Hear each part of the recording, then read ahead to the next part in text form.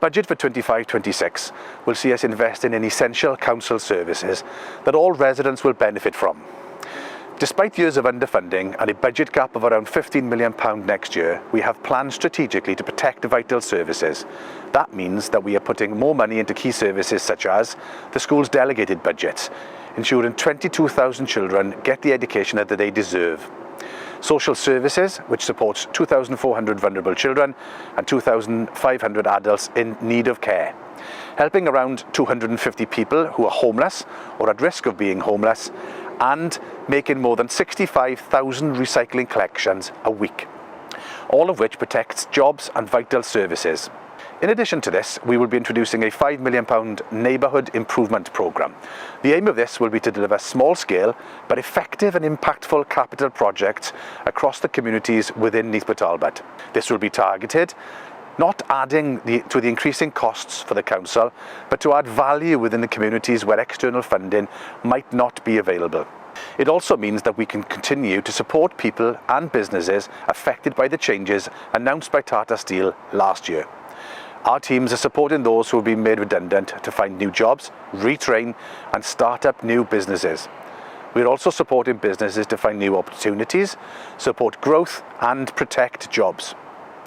To help fund these essential services and to ensure that we produce a balanced budget, due to the lack of fair and sufficient funding from the Welsh Government, we have to increase the council tax by 7%. Now, this isn't something that we are satisfied with, and we have lobbied and worked hard to keep this increase as low as possible.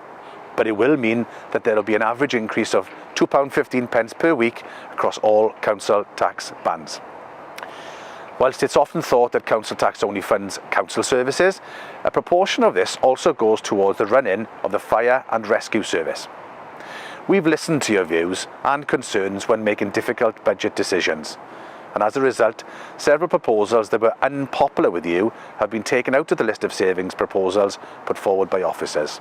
We didn't think that moving to a 3-weekly refuse collection service was the correct thing to do at this time. We consulted on it, and as a result, we will not be changing the service. It will remain on the current 2-weekly collections. The proposed reductions to our drainage and neighbourhood services was also something that we were not comfortable with. We know how vital these visible services are to you and want to ensure that they are maintained in our communities. We will not be changing this service. Both of the above will have a positive and visible impact within our communities and will not create additional pressures on our frontline services that we are keen to protect. We understand that this is a difficult time for families who are struggling with the cost of living, and we are committed to doing everything we can to support you. If you are worried about council tax, we operate a council tax reduction scheme, which currently covers approximately 25% of the households within Port Talbot. To find out if you're eligible, please visit npt.gov.uk. Thank you.